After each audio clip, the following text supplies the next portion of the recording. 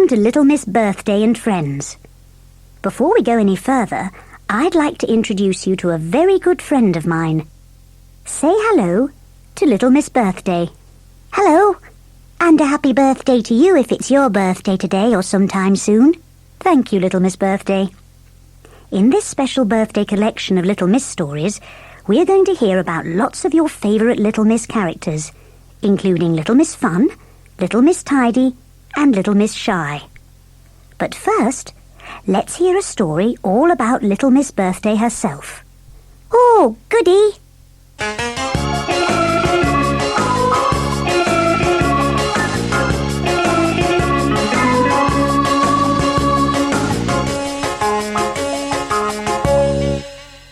Little Miss Birthday by Roger Hargreaves. Little Miss Birthday enjoys every day, because every day is someone's birthday. And Little Miss Birthday loves birthday presents.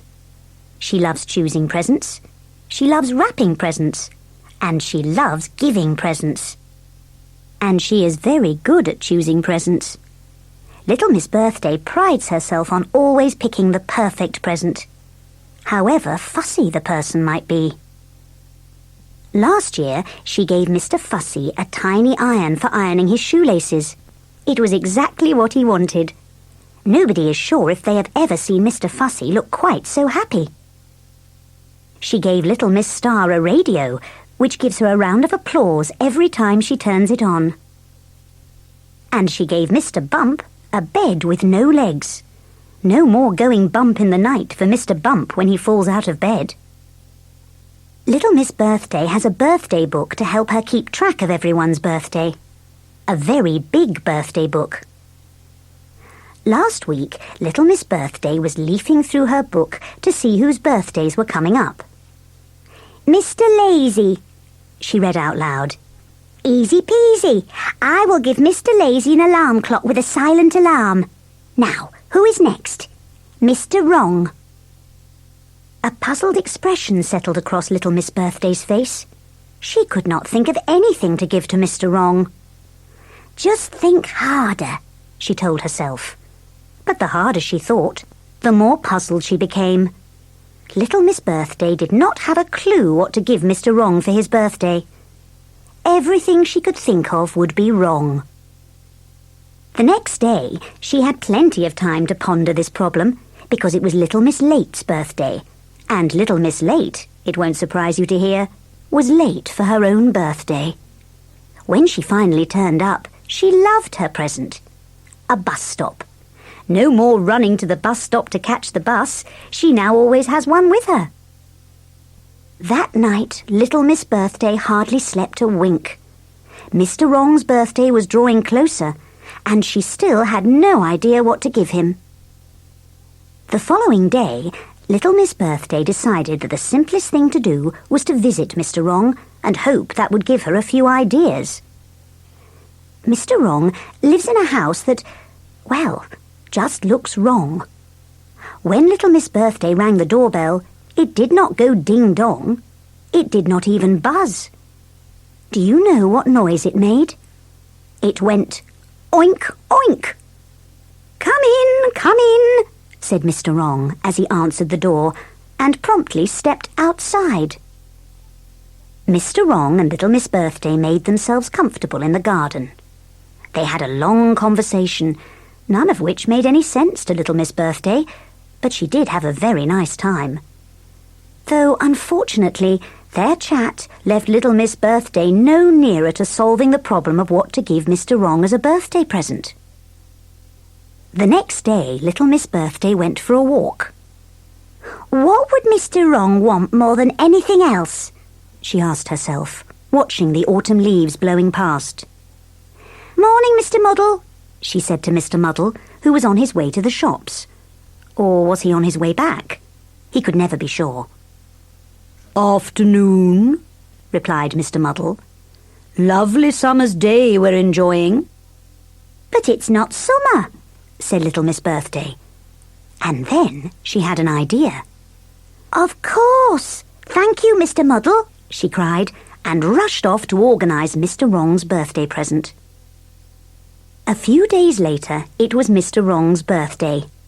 Little Miss Birthday went round to Mr. Wrong's house with his present. Mr. Wrong had heard the doorbell, oink, oink, but he kept opening the wrong door.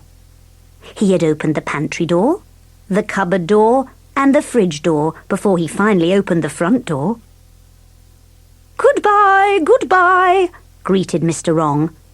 He looked at Little Miss Birthday. "You've brought me a present," he said.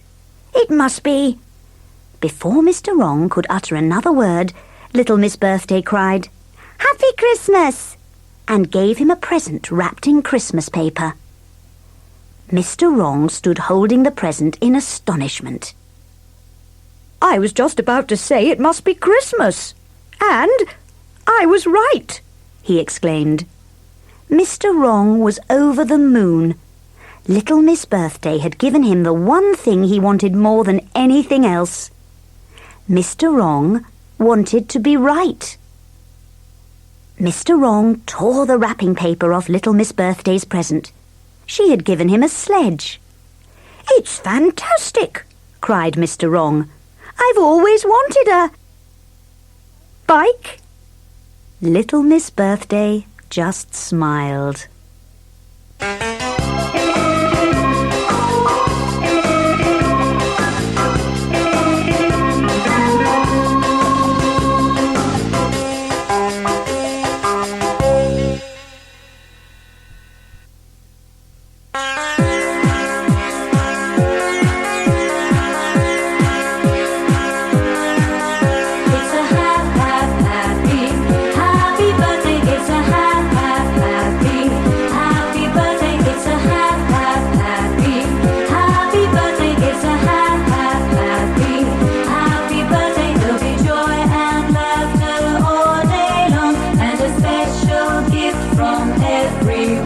There'll be toys and games and lots of fun, and it's going to be a special one.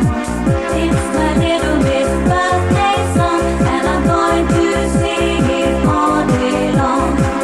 It's a special happy birthday song, bringing lots of love from everyone. It's a happy birthday. It's a happy birthday. It's a happy birthday. It's a happy birthday.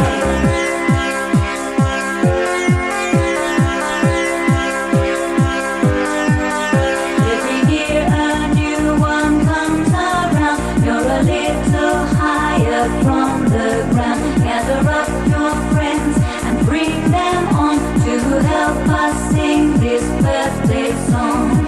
It's my little Miss Birthday song, and I'm going to sing it all day long. It's a special happy birthday song, bringing lots of love from everyone. It's a happy birthday. It's a happy birthday. It's a happy birthday. It's a happy birthday.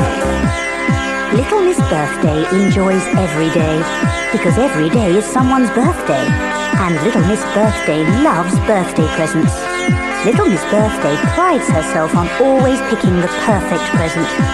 It's my little Miss Birthday song, and I'm going to sing it all day long. It's a special happy birthday song, bringing lots of love from everyone. It's a happy birthday. It's a happy birthday. It's a happy birthday. It's a happy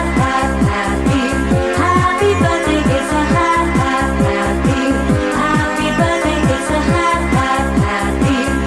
happy birthday. It's a happy birthday. It's a happy birthday. It's a happy birthday. I did enjoy that story, Little Miss Birthday. You were very clever with Mr. Wrong's present. He was very pleased with it, wasn't he? Thank you. Yes, he was. I did have to think long and hard about what to give Mr. Wrong, and it was only after speaking to Mr. Muddle that I had my idea. I don't think Mr. Muddle's ever helped someone to think clearly before.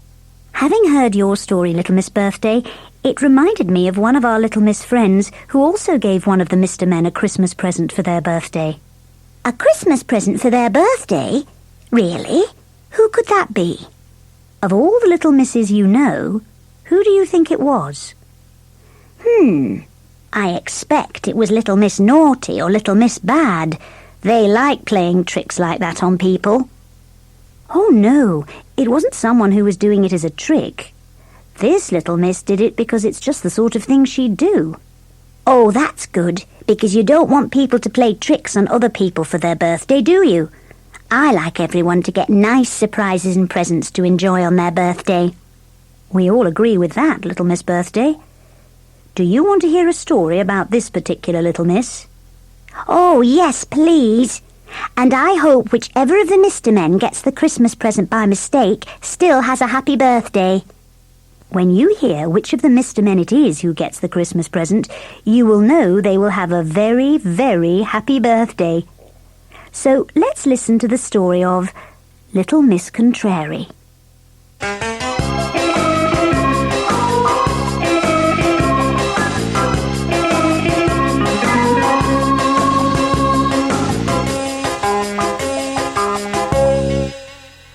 Little Miss Contrary by Roger Hargreaves.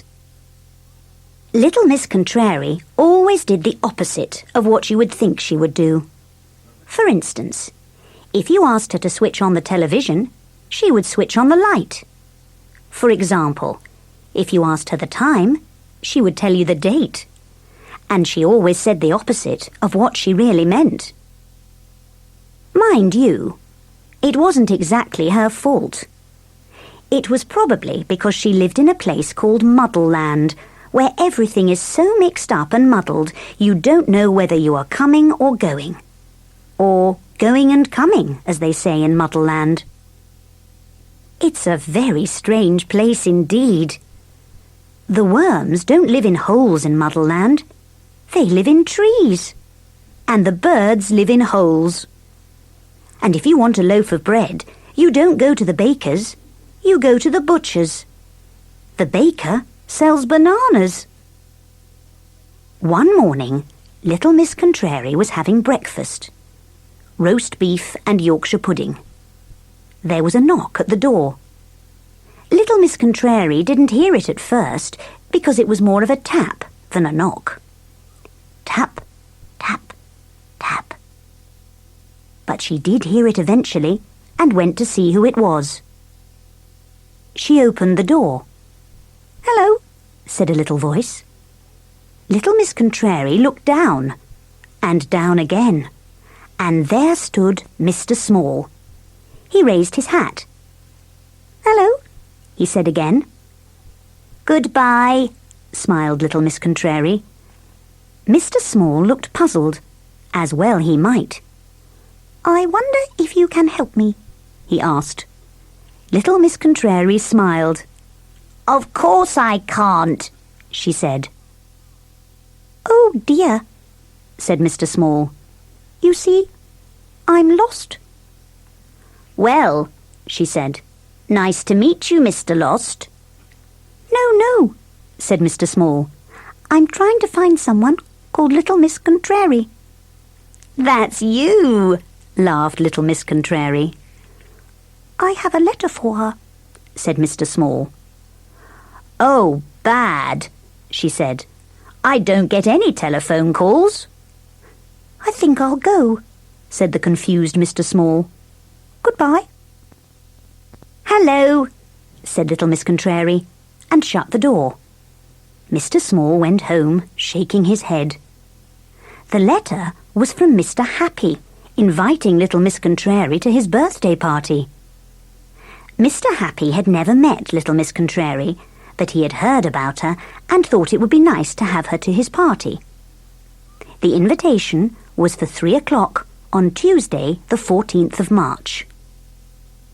At 2 o'clock, on Monday, the 13th of March, Little Miss Contrary knocked on Mr. Happy's door. "Happy Christmas," said Little Miss Contrary, and thrust a parcel into Mr. Happy's hands. Mr. Happy was puzzled. "Who are you?" he asked. "I'm Little Miss Sunshine," replied Little Miss Contrary. "No, you're not," said Mr. Happy. "I know Little Miss Sunshine, and she's not a bit like you." Then he stopped and thought. "Oh," he smiled. "I know who you really are. You're Little Miss Contrary, aren't you? I've heard that you always say and do the opposite of what you mean." "You'd better come in," said Mr. Happy. "No, thank you," smiled Little Miss Contrary. Mr. Happy led her into his living room. "What a horrible room," she said. Mr. Happy grinned. He was beginning to realize that everything he had heard about Little Miss Contrary was true. "Would you like a cup of tea?" he asked. "I can't think of anything I'd like less," said Little Miss Contrary. Mr. Happy grinned again and went to put the kettle on. After his tea, Mr. Happy took Little Miss Contrary to meet some of his friends. He had to explain to them all that what she was saying was the exact opposite of what she really meant. "Aren't you thin?" she said to Mr. Greedy. "You have very short arms," she said to Mr. Tickle. "I like your beard," she said to Mr. Fussy. "Well," she said eventually, "thank you for the most perfect afternoon. Now I must go home before it gets light." "Perfect?" asked Mr. Happy. "Perfectly dreadful," she agreed, and off she went. "I say," chuckled Mr. Greedy to Mr. Happy, "you do know some funny people." "You can say that again," laughed Mr. Happy. "You do know some funny people," said Mr. Greedy. Mr. Happy grinned and went home. At home, Mr. Happy remembered the parcel that Little Miss Contrary had given him. "It must be a birthday present," he said, and he hurried to where he had left the parcel and unwrapped it. Inside was indeed a present and a card. He opened the birthday card first. Inside it said, "Many miserable returns of the day." And would you like to know what the present was? A pair of socks. Well, not quite a pair of socks. One sock was white, and the other sock was black. And as Little Miss Contrary would say, that is the beginning of the story.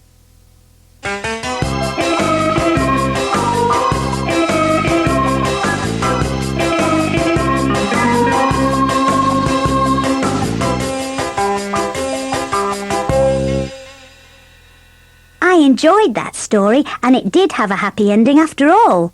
Yes, it did, Little Miss Birthday. Mr. Happy had a very happy birthday indeed. And he made a new little Miss friend as well, even if Little Miss Contrary did give him odd socks as a present. Oh, yes. I love giving people presents more than anything else in the world, so I always check to make sure pairs of things like socks and gloves match before I wrap them up. You do have to be very organised and very careful with these things, you know. Yes, you do, Little Miss Birthday. In fact, I know a story about one of the little misses who is very organised and very careful. This particular little miss is very, very, very tidy and is always tidying things up, organising things and putting them away somewhere very, very safe. Sometimes somewhere so safe that she can't find them again. Oh, I know who you're talking about. You're talking about my very good friend Little Miss Tidy, aren't you? That's right. Here's a story about Little Miss Tidy that you'll really like, because it's all about what happened when Little Miss Chatterbox gave her a useful present for her birthday. Oh, goody! Birthday presents, my favourite things.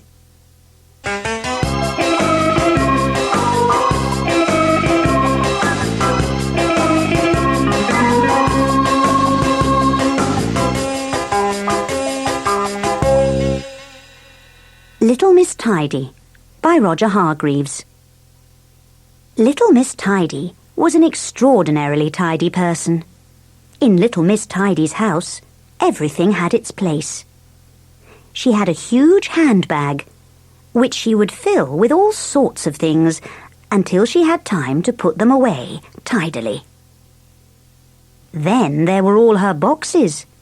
She had small ones, medium-sized ones, big ones, enormous ones, round ones, and square ones. And this was where little Miss Tidy tidied away all her things. Nothing was ever left lying around in her house. Now, with all this tidying up going on, you would think that little Miss Tidy was perfect, wouldn't you? Well, she isn't. On Monday at 9 o'clock, she telephoned Mr. Clever. "As you are so clever," she said, "could you tell me where I put my hairbrush when I tidied up?" On Tuesday at 10 o'clock, she telephoned Mr. Mean. "As you like money so much," she said, "could you tell me where I put my purse when I tidied up?" On Wednesday at 11 o'clock, she telephoned Mr. Strong. "As you like eggs so much," she said, "could you tell me where I put my boiled egg when I tidied up?" On Thursday at 12 o'clock, she telephoned Mr. Nosy. "As you are always poking your nose into things," she said, "could you tell me where I put my serving spoon when I tidied up?" On Friday, she didn't telephone anybody because she had tidied away her telephone and she had to run all the way to little Miss Chatterbox's house. "As you love using the telephone," she said, "could you tell me where I put my telephone when I tidied up?" Luckily, thanks to her friends, little Miss Tidy was able to find all the things she had lost that week. Her hairbrush was in a glove box. Her purse was in a shoe box. Her boiled egg was in the salt pot. Her serving spoon was in the toolbox. And her telephone was in her sewing box. Little Miss Tidy certainly was very absent-minded when it came to remembering where she had put things when she was tidying up. But she couldn't help it. On Saturday, it was her birthday, and little Miss Chatterbox came to her house, carrying a splendid-looking parcel all tied up with red ribbon. Little Miss Tidy couldn't wait to see what was inside the present. It was a notebook and pencil, the perfect present for somebody who lost things as easily as little Miss Tidy. Little Miss Tidy was as happy as Mr. Happy. She spent the rest of the day opening all her boxes and writing down in her notebook everything that she had stored away in them. It was very late by the time she finished her list. She went to bed very tired. On Sunday morning, she woke with a start. "My notebook and pencil!" she cried. "Wherever did I put them when I tidied up?" Little Miss Tidy spent all day Sunday looking for her notebook and pencil. She had to open and close all her boxes again. And do you know where she eventually found her notebook and pencil? On her bedside table.